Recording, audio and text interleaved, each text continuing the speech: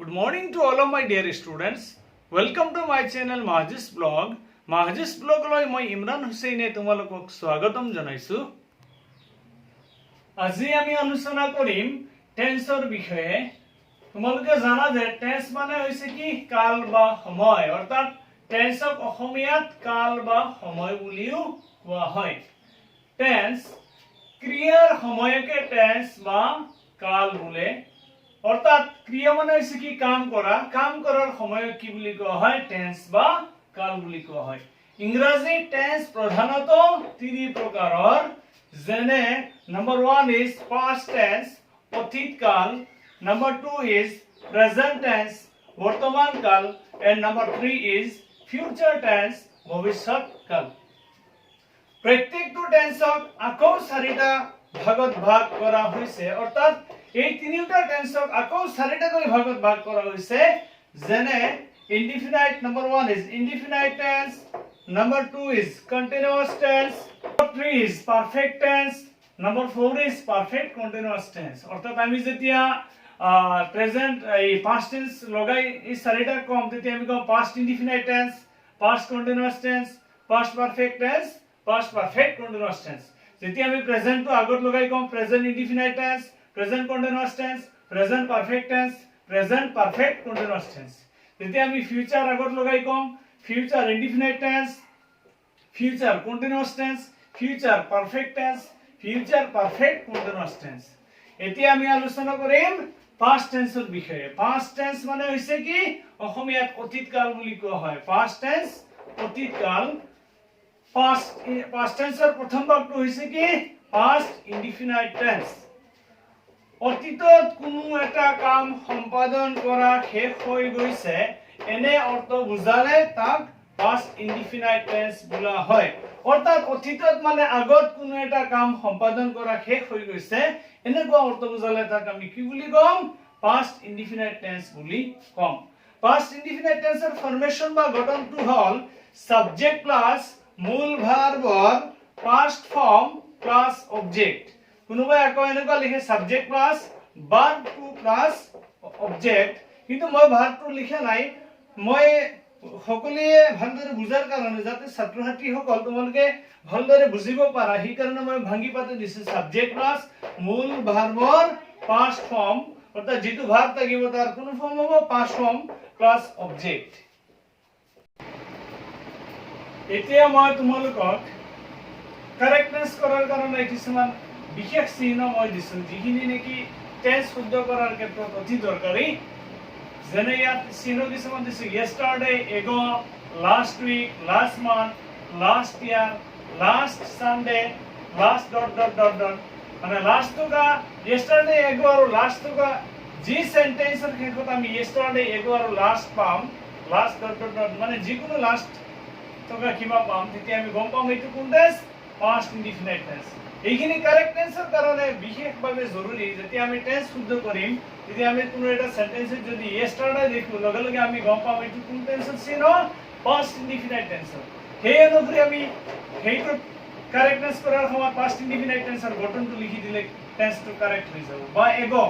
কোনো এটা সেন্টেন্সৰ শেষত আমি এগো পালো এগো পোৱাৰ লগে লগে আমি গম পাম যে এইটো কোন টেন্সৰ চিহ্ন past indefinite tense চিহ্ন এই কারণে আমি past indefinite tense গঠন লিখি দিলে কারেক্ট টেন্স টু কারেক্ট হৈ যাব বা আমি কোন এটা সেন্টেন্সৰ শেষত পালো last week last month last month last year last sunday বা last কিবা এটা পালো last যেতিয়া সেন্টেন্সৰ শেষত আমি last দেখা পালো last week last month এনেকুৱা last year কিবা এটা দি আছে আমি তেতিয়া টেন্স টু কারেক্ট কৰাৰ ক্ষেত্ৰত আমি গম পাম প্ৰথমতে এইটো কোন টেন্স past indefinite tense আৰু সেই past indefinite tense ৰ গঠনটো যদি আমি লিখি দিও তেতিয়া টেন্স টু কাৰেক্ট হৈ যাব এক্সাম্পল নাম্বাৰ এ নাম্বাৰ ফাৰ্স্ট এক্সাম্পলটো দিছো মই Rina went to school yesterday Rina যোৱাকালি বিদ্যালয়লৈ গৈছিল অৰ্থাৎ অতীতত কোনো এটা কাম সম্পাদন কৰা শেষ হৈ গৈছে এনেকুৱা অৰ্থ বুজালে তাক কি বুলি কোৱা হয় past indefinite tense বুলি কোৱা হয় আৰু আমি চিহ্ন পাই গলো ইয়াত কি yesterday কোন টেন্সৰ চিহ্ন past indefinite tenseৰ চিহ্ন বা সংকেত দুই নম্বৰ এক্সাম্পলটো দিছো মই I went to Shillong 1 year ago মই এবছৰ আগত মই শ্বিলংলৈ গৈছিলো অৰ্থাৎ কোনো এটা কাম আগত সম্পাদন কৰা শেষ হৈ গৈছে মোৰ শ্বিলংলৈ যোৱাটো আগত এবছৰ আগত মই গৈছো সেইকাৰণে এইটো আমি ফুল টেন্স past indefinite tense আৰু আমি চিহ্ন এটা পালো কি এগো আছে এগো পোৱাৰ লগে লগে আমাৰ কাৰেক্ট টেন্সৰ ক্ষেত্ৰত কি হৈ যাব এইটো একেবাৰে আমাৰ সহজ হৈ যাব এই টেন্সৰ গঠন past indefinite tenseৰ গঠনটো লিখি দিলে আমাৰ টেন্সটো কাৰেক্ট হৈ যাব দুই নম্বৰ এক্সাম্পলটো মই দিছো I saw a film in last week যোৱা সপ্তাহত মই এটা ফিল্ম দেখিছিলো অৰ্থাৎ কোনো এটা কাম আগত সম্পাদন কৰা শেষ হৈ গৈছে মোৰ ফিল্ম দেখাটো আগত শেষ হৈ গৈছে সেইকাৰণে এইটো হৈছে কোন টেন্সৰ এক্সাম্পল past indefinite tenseৰ এটা example example number D I met him in last year যোৱা বছৰত মই তেওঁৰ সৈতে মিলিছিলো অৰ্থাৎ মোৰ মিলা কামটো যোৱা বছৰ শেষ হৈ গৈছে অৰ্থাৎ অতীতত কোনো এটা কাম সম্পাদন কৰা শেষ হৈ গৈছে এনেকুৱা অৰ্থ বুজালে আমি তাক কি বুলি কম past indefinite tense কোনোবাই আকৌ ইয়াক simple past বুলিও কয় আৰু চিহ্ন আমি কি পাম কাৰেক্ট টেন্স এটা যদি আমি কাৰেক্ট কৰো তেতিয়া আমি চিহ্নটো পাই যাম লাস্ট ইয়াৰ শেষত আছে সেন্টেন্সৰ শেষত আছে লাস্ট ইয়াৰ তেতিয়া আমি এইটো গম পাম কোন টেন্স সিম্পল পাস্ট বা past indefinite tense এতিয়া মই তোমালোকক past indefinite tenseৰ কাৰেক্ট টেন্স কেনেকৈ আহে সেই বিষয়ে তোমালোকক আলোচনা কৰিম ক্লাস 8 ত বা ক্লাস 10 ত প্ৰায় সময়তে টেন্স কাৰেক্ট কৰিবলৈ দিয়ে এনেকৈ দিয়ে right the correct form of the verb given in the brackets bracket দিয়া যেটো ভার্ব আছে সেইটো শুদ্ধ কৰিব লাগে তেতিয়া আমি প্ৰথমত চাম কি তোমালোকক মই বুজাই দিয়াৰ কাৰণে কিছুমান চিহ্ন অলৰেডি মই দিছো past indefinite tenseৰ চিহ্ন দিছো প্ৰত্যেকটো টেন্সৰ কিছুমান মই এনেকুৱা সংকেত দি যাম যাতে তোমালোকে টেন্সটো কাৰেক্ট কৰাৰ ক্ষেত্ৰত সুবিধা যাতে মানে যথেষ্ট সুবিধা তোমালোকে পোৱা yes দিয়াছে চিহ্ন আছে কি yesterday সোৰ লগে লগে আমি গম পাম এইটো কোন টেন্সৰ চিহ্ন past indefinite tenseৰ চিহ্ন এই কাৰণে আমি কেনেকৈ কাৰেক্ট টেন্স কৰিম কাৰেক্ট টেন্স কৰাৰ বিশেষ নিয়মটো হৈছে কি ব্ৰেকেটৰ আগত যিমানখিনি আহিব সেইখিনিক আমি সাবজেক্ট বুলি কওঁ ইয়াত আমাৰ কি দি আছে ঋণাটো হ'ল কি সাবজেক্ট যেহেতু আমি এইটো চিহ্ন পালো কোন টেন্সৰ চিহ্ন yesterday টো হৈছে past indefinite tenseৰ চিহ্ন past